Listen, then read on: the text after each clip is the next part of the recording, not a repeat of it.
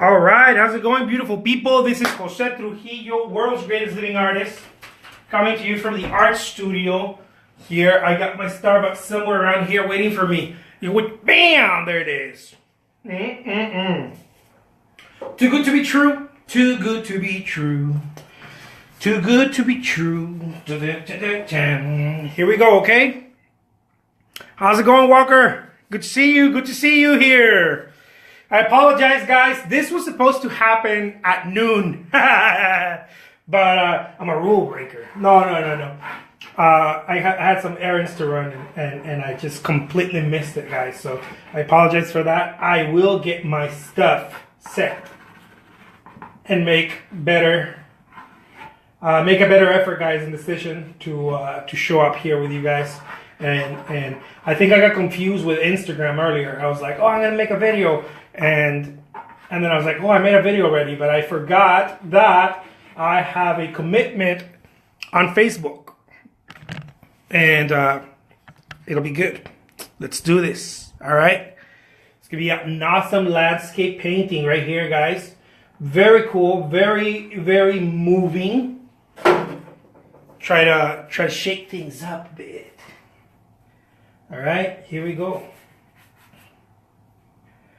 Let's do this.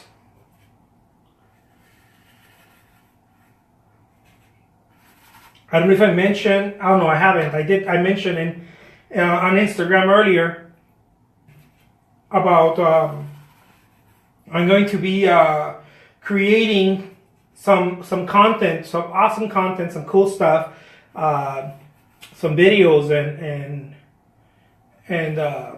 I'm gonna record. I'm working on a book right now, on a short book on my philosophy of painting, kind of my ideas, things that have helped me and whatnot. And it's it's just like a short audiobook, and I'll let you guys know as soon as I release that, because it's just cool stuff that I've learned. Little things, little subtle things, but I think that they're little gems that are hidden.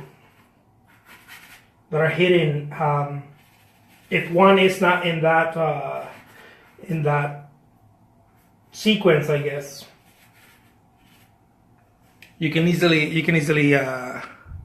How's it going, Didi? You can easily miss them. Little certain things, that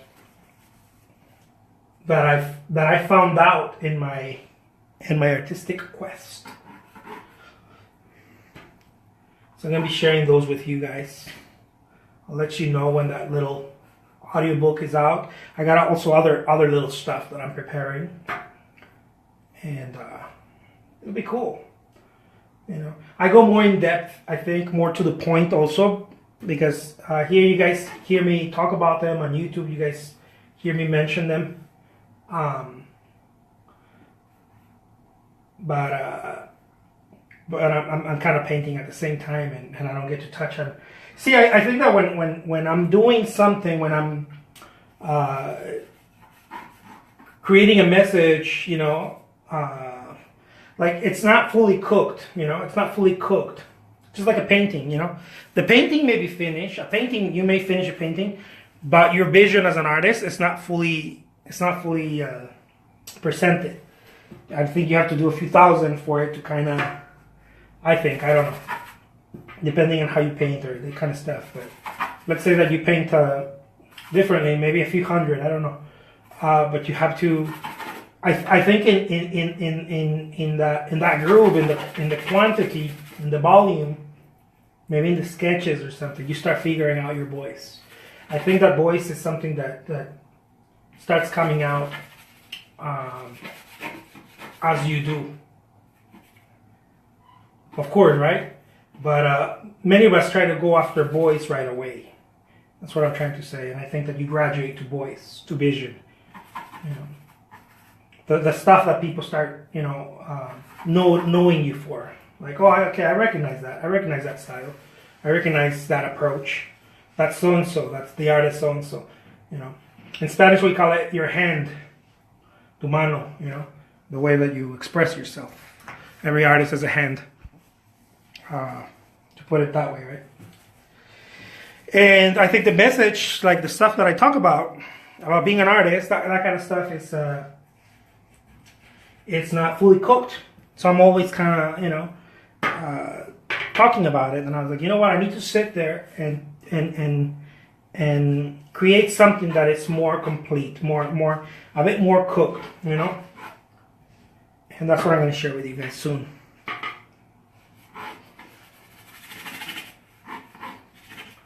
I think it's awesome to be able to put my ideas together and start sharing them in a more jam-packed, I guess, format, as opposed to more organized format, I guess, too. I'm not a very organized person, but as you guys have seen, but I will definitely make an effort to make it more organized for you guys. The whole thing about, and I'm gonna be doing different ones. I'm gonna be doing like how to sell online, how to prospect. Let's say that you don't do this kind of stuff. Whatever you do, it doesn't matter. You have to prospect somehow. There's different ways of prospecting, looking for your collectors. But I'm definitely gonna be doing some packages for that. Some audios. I like audio because I like to talk. So I think that kind of represents me a little bit more. I think it is hard to see your own style. Diddy says hard to see your own style. I think so. I think it's just it's a byproduct. That's what I think. Anyways, I think it's a byproduct. I don't think that it comes out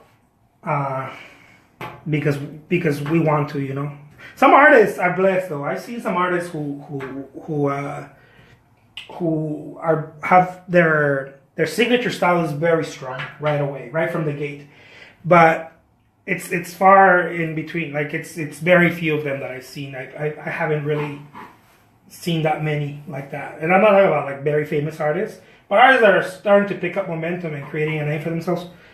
I start to see that some of them, 1 or 2 in 1,000, let's put it that way, in my opinion, right, have a very strong point of view. The rest of them are kind of figuring it out like me. Because, you're stretching, compacting and stretching again. And out of all that movement, it's like a pearl, right? Out of all the movement, out of all the discomfort, something good comes out. Something true starts coming out. I think, like kind of like the whole idea of the pearl and the oyster, I think that's one of the teachings that I really enjoy. And I call it a teaching because I see it as a teaching, as a more of a spiritual teaching. The pearl. The pearl is, I think it's also in the Bible somewhere. I don't know, but just the whole idea of the pearl, I think it's such a strong. Such a strong teaching, right? It's also a thing where the whole idea of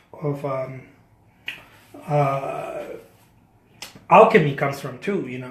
Turning base metal into a precious metal, right? Into gold, it's out of the pressure, is what I'm trying to say.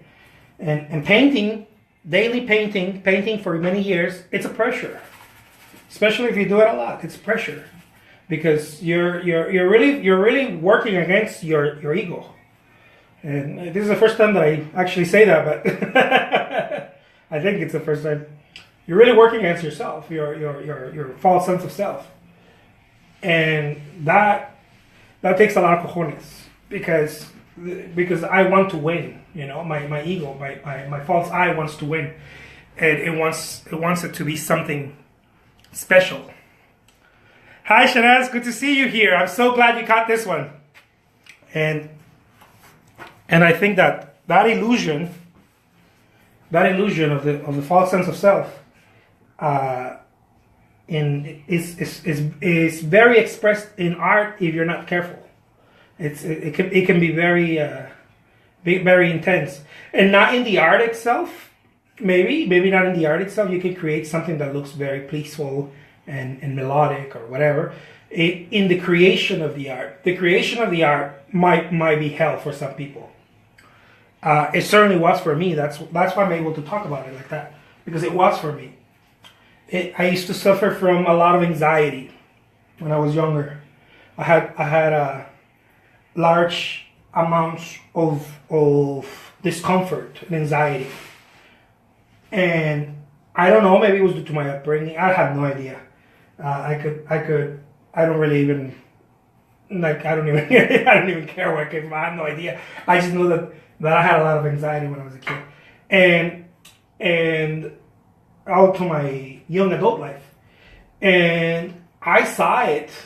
I saw the necessity to control when I wanted to paint. Like I could feel.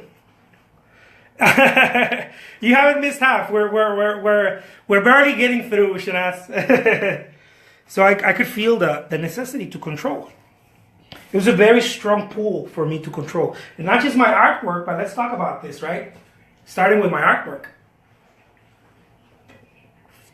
Yeah, I think you're right, Shanaz. I think a lot of artists, when they're young, go through a lot of anxiety. I read somewhere, I was just telling my wife this earlier, I read somewhere that if you're an artist, you may have had a very rough childhood. So I don't know how true that is, because of course, right, it might just be an opinion, just a random opinion. But I read in a couple of places already that that it has to do with that. Who knows? I heard an artist also say that. I don't know. What I do know is that I had very crazy periods of anxiety, and when I started loosening up, it was an attempt to fight my egoic sense of self, and not necessarily to fight. It's like, I think some saints call it the strong one. You can't. It's not like you can beat it, but you can overcome it, right? It's there for a reason. You can overcome it. And for me, I started noticing that if I went fully in the painting, that's why I talk about being fast and being slow, because they're almost like gauges. They're gauges for me. I learned how to gauge with it, how to create gauges, like knobs, like too hot, too cold, right? Go too fast. If you go too fast and you're not in the zone, you're not deserving of speed. This is what's worked for me. I'm not telling you guys that. This is what has worked for me. If you go too fast, right? This is things that I have written in my journals every day since I started painting, and since I started figuring this stuff out. If you go too fast, you may not be deserving of speed.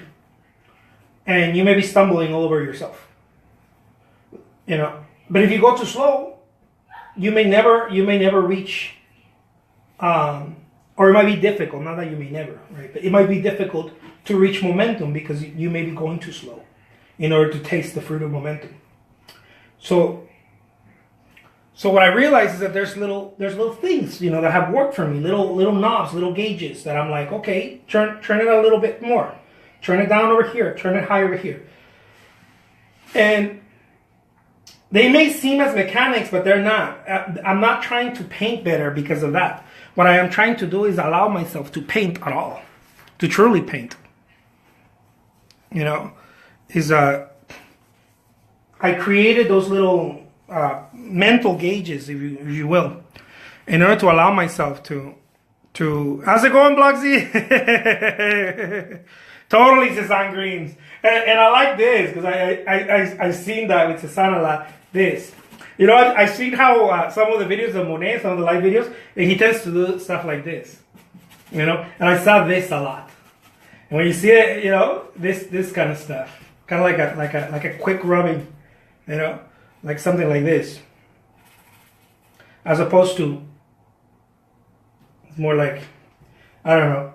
Little stuff, right? Little stuff that adds to the vision. So that's what I started seeing. I started seeing these things that I could somewhat not control, but they could help me. They're reminders. Let's put it that way. Little reminders of how I could get in the zone at will. And every time that I don't get in the zone, I revise my notes, right? And then I realize, oh, okay, I'm not doing this, I'm not doing little subtle things. For example, one of them, I'm just going to share with you one of them right here. One of them is to lean in. If I'm not in the zone, I automatically, the first thing that I do is that I lean in. And then I start painting like this. Why? Because I have come to realize in my personal experience, in my experience, guys, this is not, I'm not dictating anything. In my experience, I've realized that the whole thing has to do with attention. And if my attention is not there, nothing's going to happen. You know, I may paint, but I'm not creating artwork. And I know that. I don't need anyone to tell me that. I know that. Like, this is a deep knowing. I may be painting, but I am not creating artwork. Because I know that I'm trying to control. Every time that I'm trying to control, I know that I am not creating artwork. This is something that I've learned in my experiences painting. Shanaz says, I think we all relate to everything you say. I can see how much passion you have for keeping it real. I try to. I try to. So that's one of the very many things that I'm going to share with you guys in some of the stuff that I'm writing and the audiobooks that I'm doing. That's one of the very first things that I do in my and I, you know, I keep track of all these notes, right? Because I know that they're important insights for me. So I write them down and, you know, I get excited about it. I'm like, okay, you know, I see what this thing is about. And I don't write it down if it happens to me once. I write it down if it happens over and over and over. Then I'm like, okay, it's time to write this down because this just keeps popping up, you know, and this is not like a one-time thing that I just came up with. This is something that you know, those experiences that you know from, you know, those things you know from true experience, not because you read somewhere or because somebody told you, but it's the kind of stuff you learn when you fall flat on your face. So that's one of the things, right? If I am not creating artwork, I can sense it because there's sort of a shakiness in my body.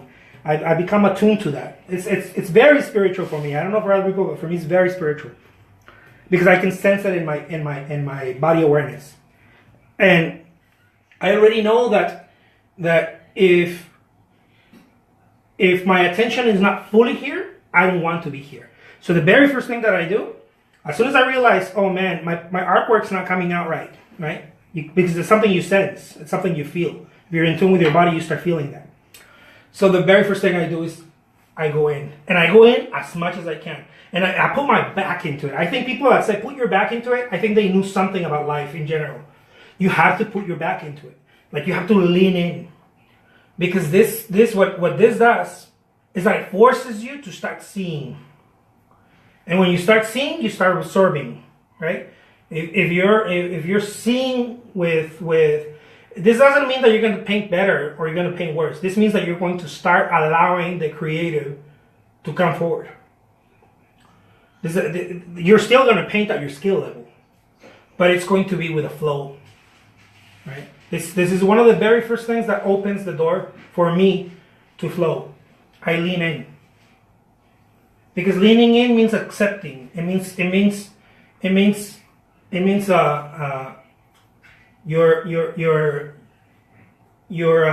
you're surrendering to this. Okay, I'll lean in. Okay, I won't fight it. I'm going to be one with it. And then when you do that, what starts happening is that your whole body starts understanding. That's what I've come to realize. Your whole body starts understanding that you need to be here right now. I cannot be over there. I cannot be in the past. I cannot be in the future. I can only be here, one brush stroke at a time. You know, and then this starts giving you confidence. You know, and then you start picking up momentum. Because now you're not painting. You're creating artwork. This is just one of the many little subtle things that I've discovered in myself. So Bloxy says, sometimes I try so hard, then I have just fun with it, and it's like all the trying was just to get to the fun. It really is. You nailed it. You've hit the nail on the head, man. That's exactly what it is. That's exactly what it is. I that used to be one of my approaches. Go as hard as you can, as fast as you can, as painful as it is. Go through the hump, and then the fun's going to come out of that. But many times, what's happened to me is that even that won't cut it for me sometimes, right? But that is definitely one of my. It was actually one of my approaches for a long time. Just go, and then it's going to start happening. Now what I realize is that there's little things that I do that will connect me quicker there. Quicker into that place where you're painting and you're having fun and it becomes you become so confident because you're competent, right? You're so in tune that you become competent, and then therefore, whatever came first, the chicken or the egg, right? But you become confident when you're creating artwork, and that's why people are like, "Oh, you look so confident," even though I may not like your style, I may not think that you're doing the right things, but you're working with such confidence. I think Van Gogh was one of those artists. I can see it on the brushwork, at least for me, right? I don't know if it was true or not, but I can see it on the brushwork. That he experienced episodes of maybe a lot of mental anxiety, and then at some point he fought through that, and then he let go, and then boom, something good arose, something true. So, totally. Thank you so much, Patty. I really appreciate that. Patty says, I learn a lot from watching you and get knowledge. I love that. Shanaz asks, will you be writing a book? I will definitely buy it. I love that. I am writing a book. They're going to be short books, but at this point right now, what I'm working towards is audiobooks. Short audiobooks where I can explain to you guys my process. I think many times it's not even touched amongst artists. There is a lot of this in the art world. There's a lot of system, how you paint, how do you prepare the canvas. But I think that very little, if any, is touched on, I think, what I consider the real meat, which is your state of mind. I think if you got the state of mind right, all of this stuff is the easy part. This is the easy part. Whatever that is for you, right? Maybe you are a realist or maybe you are an abstract painter. It doesn't matter. I am fully convinced that painting is the easy part. The hard part is getting your mind right. And I'm going to be writing and creating a few audio programs, audiobooks for you guys to check out. I'll let you guys know when those are out, and because I think that is more important than everything. Like, you get that right, and everything else just falls into place. That's what I think. I think if you get the mindset right, then you can paint whatever. You know how some people say, do it right? I've heard some people say, learn how to paint classically and then go do abstracts if you want. I've heard that so many times. I don't believe that that's necessarily true. There's truth to it, but I don't think that it encompasses being an artist. Like, you go paint at classic and then you have to go do abstract. I think you just learn how to paint, and you do it over and over and over. And whatever that is, something good and pure will arise.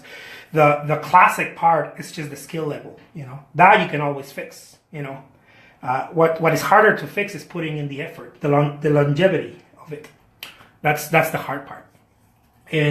But I'm willing to take it a stretch forward, a step further and say, you know what, instead of just, saying what most artists say, do it right, and then go do it, do it right. Go learn classic art, and then go do abstract modernist art or whatever. I want to take it a step further than that, because I don't think that that's fair for all of us. And I want to talk about, get your mind right first, and then go do whatever you want. But get your mind right. The state of mind, I think it's the most important, the most crucial part of being an artist.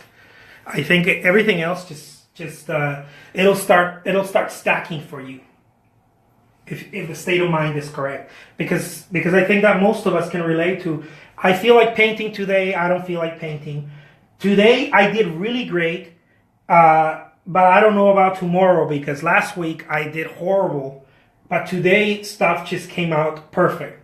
You know, I think we can all relate to variations of that. I know why that happens. I have done this enough where I have understood why that happens. I have enough experience, I think, where I found out why those swings happen, why we have those swings, why artists are not able to.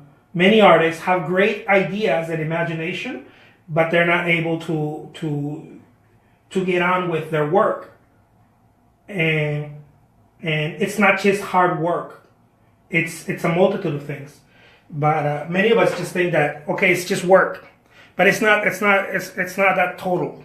There's a dynamic happening. You know, this thing, there's little things that happen around it, like I mentioned to you guys, the state of mind. If you just work hard, but the state of mind when you're creating artwork, it's not right. It'll be a lot of hit or miss.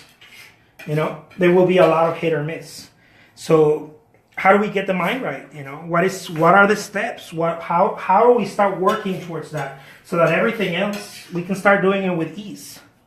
Because I think a true staple of enjoying art, creating art, is to do it with ease. That's where I think it becomes difficult. You know, today I don't feel like painting. Today I'm upset. I fought with my spouse, my kids, you know, blah, blah, blah. The politics, the religion, all of these things are happening, and they all have an impact on my emotional state of mind. And if you are constantly being impacted because you are as a human being, how do you deal with that when you need to create artwork? How do you deal with that? How do you become most productive? You know, and that kind of thing. So anyways, enough with my chatter, you guys. I don't want to bore anyone to death. That's what the audiobooks are going to be for. If anyone wants to be bored to death, you guys can look into that. I will be sharing you guys when I'm gonna get those out. So here we go. Check it out. I am very proud of my lately Fauvist type of brushwork. I go back and forth. It's like a little stretch, and it's a tightening and a pull. Sometimes I go more Fauvist. Sometimes I go a little bit more post-impressionist, and then sometimes I go all over the place. But I think it's all part of the creative process. So I was cleaning my palette when I was talking to you guys.